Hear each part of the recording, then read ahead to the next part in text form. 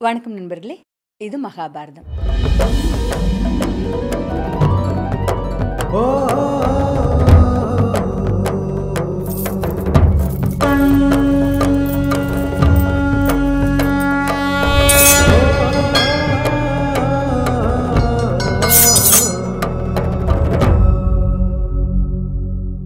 கீழ போயிட்டு இருக்கும்போது எல்லா மன்னர்களும் தொடர்ந்து போய்க்கிட்டே இருக்காங்களா, அப்போ இவங்க வழியில நலன பார்க்குறாங்க. ரொம்ப அழகா இருக்கான். தேவர்களே பார்த்து ஆசைப்படுற மாரி இருக்கான். என்னடா இது இவன் இவ்ளோ நல்லா இருக்கானேன்னு இவங்களுக்கு தெரிஞ்சிரும் இல்லையா? தேவர்களுக்கு, ஓ! இவனுக்கும் அவளுக்கும் காதல் இருக்கு. அதனால தான் இவன் போறான் அப்படின்றதுனால, இவன நம்ம அடக்கணும் அப்படின்ட்டு 4 பேரும் அவன் முன்னாடி போய் நிக்கிறாங்க.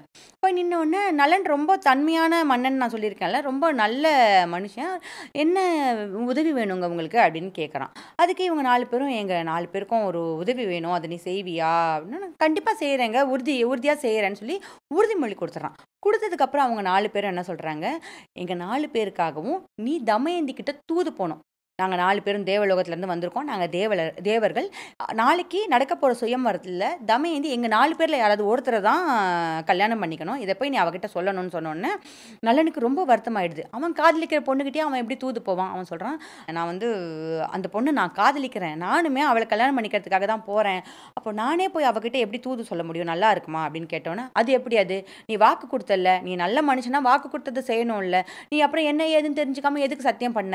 அப்படின்னு கேட்குறாங்க. அது சரின்னு தோணுது நலனுக்கும். இதுக்கு தான் எப்பவுமே யாராவது ஏதாவது செய்வீங்களான்னு கேட்டா, சொல்லுங்க என்ன செய்றேன் அப்படின்னு சொல்லாம, என்னன்னு விஷயத்த தெரிஞ்சுக்கிட்டு, அது நம்மளால முடியும், முடியாதுன்னு தெரிஞ்சுக்கிட்டு, முடியும், முடியாதுன்னு சரியா சொல்லிடுறது நெறைய பிரச்சனைகள தவிர்த்துடும்.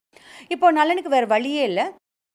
போய் தூது சொல்லணும்னு ஆயிடுச்சு. அப்போ நலன் கேட்குறான், தூது சொல்ல போக சொல்றீங்க. நான் ஒரு ஆண்மகன். அந்தப்புரத்துக்குள்ள எப்படி போக முடியும்? மன்னர் பெரிய மன்னர். அங்க கட்டுக்காவல்லாம் பயங்கரமா இருக்கும். என்னால போக முடியாதுன்னு கேட்டவுடனே, "நீ போ. நாங்க பார்த்துக்கிறோம். நாங்க தேவர்கள் இல்ல. நாங்க வந்து அந்த மாயையெல்லாம் பண்ணி உன்ன உள்ள அனுப்பிடுறோம்னு" சொல்றாங்க. அதே மாரி நேரா இவன் அந்தப்புரத்துக்கு போய் நிக்கிறான். அந்தப்புரத்துக்குள்ள ஒரு ஆண்மகன் வந்திருக்கான். ரொம்ப அழகா இருக்கான் அவன் பார்க்கன்னோனே, பொண்ணுங்களுக்கெல்லாம் ஒரே சந்தோஷம். அதிர்ச்சியில அவங்களுக்கு பேச்சே வரல. எல்லாம் எழுந்திரிச்சு அப்படியே சிலை மாரி நின்னுடுறாங்க. சிரிக்கிறாங்க, வெட்கப்படுறாங்க. இவன பார்த்துட்டு தமயந்திக்கும் அதே நிலை தான். இருந்தாலும் தமயந்தி இளவரசி இல்லையா? கொஞ்சம் கம்பீரமா, "யாருப்பா நீ? எதுக்கு நீ உள்ள வந்த? நீ எப்படி உள்ள வந்த? காவலர்கள்லாம் உன்ன பார்த்தா பிரச்சனை ஆயிடும் தெரியும்ல?" அப்படின்லாம் கேட்டவுடனே, இவன் விஷயத்த சொல்றான். "நான் நலன்ங்க.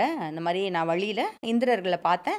ஆ தேவலோகத்திலேருந்து சில தேவர்கள பார்த்தேன். அவங்க எல்லாரும் வந்து உங்கள கல்யாணம் பண்ணிக்கணும்னு ஆசைப்படுறாங்க. நாளைக்கு காலையில நீங்க வந்து அவங்க 4 பேர்ல யாராவது ஒருத்தர தான் தேர்ந்தெடுக்கணும்னு அவங்க சொல்றாங்க. அவங்களுடைய இதனால தான் நான் யாருக்கும் தெரியாம இங்க வந்தேன். தேவர்களுடைய உதவி இருந்ததால் தான் யார் கண்லயும் படாம என்னால இங்க வர முடிஞ்சுது அப்படின்னு சொன்னோனே, தமயந்தி சிரிச்சிடுறா. சிரிச்சுட்டு, "இவ்ளோ பெரிய சுயம்வரமே எதுக்கு தெரியுமா? எங்க அப்பா உனக்காக தான் ஏற்பாடு பண்ணியிருக்காரு. நான் உன்ன விரும்புறேன்னு தெரிஞ்சு, நானும் நீயும் கல்யாணம் பண்ணிக்கணுன்றதுக்காக தான் இவ்ளோ பெரிய சுயம்வரமே நடக்குது. நீ வந்து தேவர்கள கல்யாணம் பண்ணிக்கோன்னு சொல்ற" அப்படின்னு சொன்னோனே, நலன் என்ன சொல்றான், "எனக்கும் அது தெரியும். ஆனா நான் சாதாரண மனுஷன். ஆனா உன்ன கல்யாணம் பண்ணிக்கிறேன்னு வந்திருக்கவங்க தேவர்கள். நீ கொஞ்சம் யோசிச்சு பாரு. நீ வந்து தேவலோகத்தில போய் அப்படி வாழலாம். உன்ன தங்கம் மாரி பார்த்துக்குவாங்க." அப்படின்னு சொல்லிட்டு இந்த அந்த காலத்து ஹீரோஸ் மாரி பயங்கரமா பேசுறாரு அவரு. "நீ எங்க இருந்தாலும் நல்லா வாழணும். அதான் முக்கியம். நான் சாதாரண மனுஷன். என்ன என்ன என்ன இது பண்ணி கல்யாணம் பண்ணிக்காத. என்ன நம்பிலாம் வராத. அவங்களோட போய் நல்லா வாழு." அப்படின்னு சொன்னோனே, இப்ப தமயந்தி அழ ஆரம்பிச்சிடுறா. "தேவர்கள்ல கடவுளா இருந்தாலும் யாருமே எனக்கு வேணாம். எனக்கு நீ மட்டும் தான் வேணும். உன்ன தான் நான் கணவனா மனசால நெனச்சேன். உன்ன மட்டும் தான் நான் கல்யாணம் பண்ணிப்பேன். ஒருவேளை நீ இல்லன்னு ஆச்சுன்னா நான் செத்துருவேன்." அப்படின்னு சொன்னோனே, இவனுக்கு என்ன பண்றதுன்னே தெரியாது. "அப்படிலாம் சொல்லாத. இப்ப நான் தூதனா வந்திருக்கேன். நான் போய் அவங்க கிட்ட திருப்பி அப்படி சொல்ல முடியாது." அப்படின்னு சொன்னோனே, "ஒண்ணும் இல்ல. நீ நாளைக்கு அவங்களோட சேர்ந்து நீயும் வந்து சுயம்வரத்துக்கு வா. அவங்க யாரு நான் யார கல்யாணம் பண்ணிக்கணும்னு சொல்றதுக்கு? என்னோட கல்யாணம். என்னோட விருப்பம் தான் இங்க முக்கியம். நான் யார் கழுத்துல மாலை போடுறேனோ அதான் முக்கியம். நாளைக்கு நான் உன் கழுத்துல தான் மாலை போடுவேன். நீ போ." அப்படின்னு சொல்லிடுறா. ஆனா இதனால நேரா வந்து இந்த தேவர்கள் கிட்ட என்ன சொல்லிடுறான், "இது போய் சொன்னேங்க. அந்த பொண்ணு ஆனா என்ன தான் விரும்புது. நாளைக்கு என்னையும் சுயம்வரத்துக்கு வர சொல்லியிருக்கா.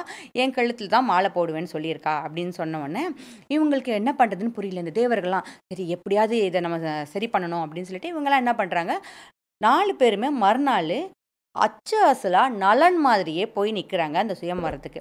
இவ வரா, அ தமயந்தி வரா, தோழிகள் கூட்டிட்டு வராங்க. எல்லா மன்னர்களையும் அறிமுகப்படுத்துறாங்க. அந்த மன்னர் அப்படி, இந்த மன்னர் இப்படின்னு சொல்லிக்கிட்டே வராங்க. ஒரு இடத்துல 5 பேர் அச்சு அசலா ஒரே மாரி இருக்காங்க. யாராலயும் அவங்கள கண்டுபிடிக்கவே முடியாதுன்ற மாரி இருக்காங்க.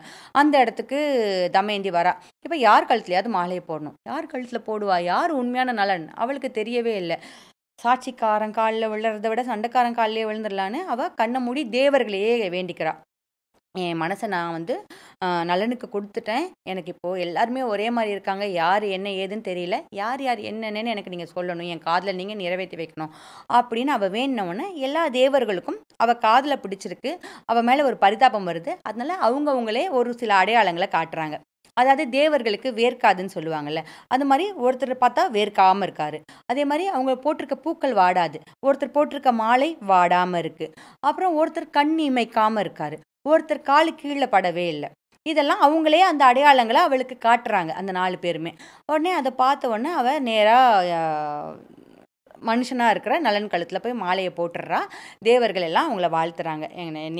நீ வந்து எங்களை தேர்ந்தெடுக்கலனாலும் பரவாயில்ல, உங்களோட காதல் அழகானது, இவன் ரொம்ப தங்கமான பையன், ரொம்ப நல்ல பையன், இவன் நல்லா இருக்கணும் அப்படின்னு சொல்லிட்டு அவனுக்கு சில வரங்களும் கொடுக்குறாங்க. ஒரு 8 விதமான வித்தியாசமான வரங்கள் கொடுக்குறாங்க. நீ வந்து நல்லா சமைப்ப, நீ வந்து வேகமாக தேர் ஓட்டுவ, நீ வந்து நெருப்பு நீ சொன்ன நெருப்பு எரியும், அது தண்ணி நிரம்பும்னு நிறைய நிறைய ஒரு 8 வரங்களை கொடுத்துட்டு நீங்கள் 2 பேரும் நல்லா இருங்க அப்படின்னு சொல்லி வாழ்த்துறாங்க. அவங்களும் காலில் விழுந்து வாழ்த்து வாங்கிக்கிட்டு நலன் என்ன சொல்கிறாரு, இப்படி இவ்வளோ தேவர்களே வந்திருக்கும் போதும் கூட நீ உறுதியாக நின்று என்ன தான் கல்யாணம் பண்ணிக்கணும்னு நினச்சில்ல, என் உயிர் இருக்க வரைக்கும் நான் உன்னை பிரியவே மாட்டேன், உன்னை அப்படி பார்த்துக்குவேன் அப்படின்னு சொல்கிறாரு. இப்போ இவங்க கல்யாணம் நடந்தது. தேவர்கள் மறுபடியும் தேவலோகத்துக்கு போகிறாங்க. போகும்போது அங்கே சனி பகவான் வந்துக்கிட்டு இருக்காரு வர்ற வழியில். இவங்க வர்ற வழியில் பார்க்குறாங்க. சனி பகவான் வந்து எல்லாரும் கேட்குறாங்க, எங்கே போகிற அப்படின்னு சனி பகவானை பார்த்து இந்த தேவர்கள் கேட்டோன்னே, இல்லை கீழே தமயந்தின்னு ஒரு அழகான பொண்ணு இருக்குது, செம்ம அழகாக இருக்கா, அவளை கல்யாணம் பண்ணிக்கலாம் தான் போகிறேன் அப்படின்னு சனி பகவான் சொல்கிறாரு. உடனே இவங்க எல்லாருக்கும் சிரிப்பு வந்துடுது. அட போப்பா நீ வேற, அந்த பொண்ணுக்கு சுயமுறம் முடிஞ்சு கல்யாணமே முடிஞ்சிருச்சு, நாங்களே அவளை கல்யாணம் பண்ணிக்கணும்னு போயிட்டு ஏமாந்து போய் திரும்புகிறோம், அவள் ஒரு மனுஷனை தான் கல்யாணம் பண்ணிக்கிட்டான்னு சொன்னோம். சனி பகவானுக்கு கோவம் வந்துடுது. இது என்னது இது, நம்ம தேவர்கள்லாம் இருக்கும்போது அவள் எப்படி ஒரு மனுஷனை தேர்ந்தெடுக்கலாம், நான் அவளை வந்து வாழ விட மாட்டேன், எனக்கு கோவம் வருது. என்னென்னா, ஏய் நாங்களே அவளை மன்னிச்சிட்டோம்ப்பா, அந்த பையன் ரொம்ப நல்ல பையன், தங்கமான பையன், அப்படி ஒரு பையன்லாம் பார்க்கவே முடியாது, அவன் நல்லா இருக்கட்டும் அப்படின்னா, நீங்கள் வேணா மன்னிங்க, அது எப்படி அது அந்த பொண்ணு சாதாரண மனுஷனை கல்யாணம் பண்ணிக்கலாம், நான் மன்னிக்க மாட்டேன் அப்படின்னு சொன்னாலும், சீ நீ எப்படியோ போன்னு சொல்லிட்டு இவங்க 4 பேரும் தேவலோகத்துக்கு போயிடுவாங்க. இப்போ அந்த சனி வந்து எப்படியாவது நலனை பிடிச்சிடணும், அவன் வாழ்க்கையை கெடுத்துடணும்னு நலன் பின்னாடியே சுற்றிக்கிட்டே இருக்கான். 12 வருஷம் ஆகுது. நலன் ரொம்ப நல்லாள், எதுவுமே நடக்கலை. ஒரே ஒரு நாள் என்ன பண்ணிடுறான், கொஞ்சம் சோர்வாக இருக்கிற ஒரு நாள் காலை சரியாக கழுவாமல் கோயிலுக்குள்ளே போயிடுறான். இந்த ஒரு சின்ன விஷயம் போதுமானதாக இருக்குது. சனி அவனை பிடிச்சிடுது. சனி பிடிச்ச உடனே நிறைய பிரச்சனைகள் அவனுக்கு வர ஆரம்பிக்குது. இந்த சனி என்ன பண்ணுது, இதே மாதிரி புட்கரன்னு அவனோட சகோதரன் ஒருத்தன் எதிரி ஒருத்தன் இருக்கான், அவன்கிட்ட போயிட்டு நீ வந்து அவனை தாயம் விளையாட கூப்பிடு, பகடை விளையாட கூப்பிடு, அந்த பகடையில் நீ தான் ஜெயிப்ப, ஏன்னா நான் பகடைக்காயாக நான் மாறி உனக்கு விருப்பப்பட்ட எண்களை கொடுக்குறேன், அதனால் நீ போய் பகடை விளையாடு அப்படின்னு சொல்லுது. இப்போ புட்கரன் போய் நலன்கிட்ட பகடை விளையாடலாம் வா வா வான்னு கூப்பிட்டே இருக்கான். நலன் தவிர்த்துக்கிட்டே இருக்கான். இப்போ எப்படி தர்மருக்கு நடந்தது அதே மாதிரி தான், உனக்கு வெக்கமா இல்லை, விளையாட வர மாட்டேன், தோத்துருவேன்னு உனக்கு பயமா, என்ன உன் பொருள்லாம் போயிடுன்னு பயமா, ஏன் இப்படி கஞ்சமாக இருக்குன்னு அவனை அசிங்கப்படுத்திக்கிட்டே இருக்கான். இதனால தன்னோட மனைவிக்கு முன்னாடி தொடர்ந்து இப்படி அவமானம் நடக்கிறதுனால ஒரு காலகட்டத்தில் நலன் வந்து இதுக்கு ஒத்துக்கிட்டு விளையாட ஆரம்பிக்கிறான். முதல்ல சின்னதாக தான் வச்சு விளையாட ஆரம்பிக்கிறாங்க. ஒன்னொன்னுத்தையும் தோக்குறான், எல்லாத்தையும் தோத்துக்கிட்டே இருக்கான். நாட்கணக்காக உட்காந்து பகடை விளையாடிட்டு சூதாடிக்கிட்டே இருக்கான். இந்த விஷயம் வந்து மக்களுக்கெல்லாம் தெரியுது. தமயந்தி போய் விளையாடாதீங்கன்னு கெஞ்சிரா, கண்டுக்க மாட்டான். மக்கள்லாம் வந்து கோட்டை வாசலில் நின்றுக்கிட்டு, ஐயோ மன்னர் விளையாட வேணாம், அந்த புட்கரன் கெட்டவன், அவன் மோசமானவன், அந்த வேணான்னு சொல்லிடுங்கன்னெலாம் கெஞ்சுறாங்க. ஆனால் இது எதுவுமே நலன் காதில் வாங்கிக்கல. அதான் கெட்ட நேரம் வந்துச்சுன்னா வந்துட்டு நம்ம புத்தியும் கெட்டுன்னு சொல்லுவாங்கள்ல, ஏய் போங்க எல்லாரும் நகருங்க அப்படின்ற மாதிரி சொல்லிட்டு அவன் விளையாடுறதுலேயே குறியாக இருந்து மொத்தமாக எல்லாத்தையும் தோத்துடுறான். மக்களும் இனிமேல் அவன் திருந்த மாட்டான்ட்டு போயிடுறாங்க. எல்லாத்தையும் தோத்துக்கிட்டே இருக்கான். இனி முடிஞ்சிச்சு, எல்லாத்தையும் இழக்க போகிறான் அப்படின்னு தெரிஞ்சவொடனே தமயந்தி என்ன பண்ணுறா, இவங்களோட தேர்ப்பாகனை கூப்பிட்டு தன்னோட குழந்தைங்க 2 பேரையும் தேரில் ஏற்றி எங்கள் அம்மா வீட்டில் கொண்டு விட்டுட்டு நீ திருப்பி இங்கே வரதுனாலும் வா, இல்லை எங்கள் அம்மா வீட்டில் தங்கிக்கிறதுனாலும் தங்கிக்கோ, இல்லை வேறு ஏதாவது இடத்துல வேலை பார்க்கறதுனாலும் பாரு, இனிமேல் வந்து இவர் எல்லாத்தையும் இழந்துட்டாருன்னு நினைக்கிறேன், வாழ்க்கை முடிஞ்சிருச்சு அப்படின்னு சொல்லிட்டு குழந்தைங்களை மட்டும் பத்திரப்படுத்தி தன்னோட பெற்றோர்கிட்ட அனுப்பி வச்சிடுறா. இவன் நினச்ச மாதிரியே இவர் எல்லாத்தையும் தோத்துடுறாரு. அவன் கடைசியில் உன் பொண்டாட்டியை வச்சு விளையாடு, தமயந்தியை வச்சு விளையாடுன்னு சொன்னாலும் கோவம் வந்துடுது. தமயந்தியை வச்சு விளையாட சொல்லிட்டு என்கிட்ட வேறு எதுவும் இல்லைன்னு நினைக்கிறியான்னு கையில் போட்டிருக்கிற நகை எல்லாம் அவளோட தோடு வலை அப்படி எல்லாத்தையும் அவங்க 2 பேரும் உடுத்திருக்க ஒற்றை ஆடையை தவிர மிச்சம் எல்லாத்தையும் வச்சு இழந்து போயிடுறாரு. நலன் தமயந்தி 2 பேரையும் அரண்மனை விட்டு வெளியே அனுப்பிடுறான் அவன் அந்த புட்கரன். வெளியில இருக்க மக்கள் இவங்களுக்கு உணவு கொடுத்து ஒரு 3 நாள் ஆதரிக்கிறாங்க. அந்த விஷயம் அவனுக்கு தெரிஞ்ச உடனே, யாரெல்லாம் நலனுக்கு சாப்பாடு குடுக்குறீங்களோ, அவங்க எல்லாரையும் கொன்றுவேன் அப்படின்னு பயமுறுத்துறான். அதனால அவங்களும் அத நிறுத்திடுறாங்க. அதுக்கப்புறம் ஒரு 3 நாள் தண்ணி கூட இல்லாம ரொம்ப கஷ்டப்படுறாங்க நலனும், தமயந்தியும். அப்புறம் நலன் வந்து தமயந்திய கூட்டிட்டு காட்டுக்குள்ள போறான். ஏதாவது பழம், கிழம் ஏதாவது இருக்கும், ஏதாவது பார்த்துக்கலாம் அப்படின்னு சொல்லிட்டு காட்டுக்குள்ள போறான். போகும்போது என்ன பண்றான், இந்த பழத்த தேடி அலைஞ்சுட்டே இருக்கும்போது, ஒரு இடத்துல வந்து ஒரு 2 தங்க பறவைகள் திரிஞ்சுட்டு இருக்கிறத பார்க்குறான். இவனுக்கு ரொம்ப சந்தோஷமாயிடுது. சரி இந்த பறவைகள மட்டும் பிடிச்சு நம்ம வித்தோம்னா, அதுலேருந்து வர காச வச்சு ஏதோ கொஞ்சம் இவளுக்கு சாப்பாடு வாங்கி குடுக்கலாம். ஏதோ சரி பண்ணலாம் அப்படின்னு நெனச்சுட்டு, தன்னோட உடைய எடுத்து அந்த 2 பறவைகள் மேல போட்டு அப்படி பிடிக்கலான்னு போடுறான். போட்டவுனே அந்த 2 பறவைகளும் பறக்க ஆரம்பிச்சுது. சிரிச்சுக்கிட்டே பறக்குது. பறந்துட்டு, "நல்லா ஏமாந்தியா? நாங்க யார் தெரியுமா? நாங்க தான் அந்த பகடை காய்கள். உன்னை ஏமாத்துறதுக்காக தான் இங்க இப்படி பறவை மாரி நின்னுட்டு இருந்தோம்." அப்படின்னு சொல்லிட்டு, அவனோட போட்டிருந்த உடை கூட இல்லாம இப்போ தனியா நிக்கிறான் நலன். இப்போ அவனோட மனைவியோட உடையில கொஞ்சமா கிழிச்சு, அத இடுப்புல கட்டிக்கிட்டு காட்டுல அலைஞ்சுகிட்டே இருக்காங்க.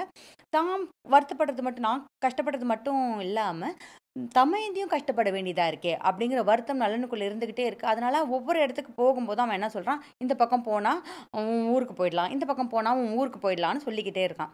இத கேட்ட உடனே தமயந்திக்கு வருத்தமாயிடுது. "ஏன் அப்பப்போ சொல்லிக்கிட்டே இருக்கீங்க? என்ன என் ஊருக்கு அனுப்பிட போறீங்களா?" அப்படின்னு கேட்கிறா. "இல்ல, இல்ல சும்மா தான் சொல்றேன்" அப்படின்னு. "என்ன அப்படி அனுப்பிச்சிடாதீங்க. எனக்கு உங்க கூட தான் இருக்கணும். நான் செத்தாலும் உங்க கூட தான் சாவேன்.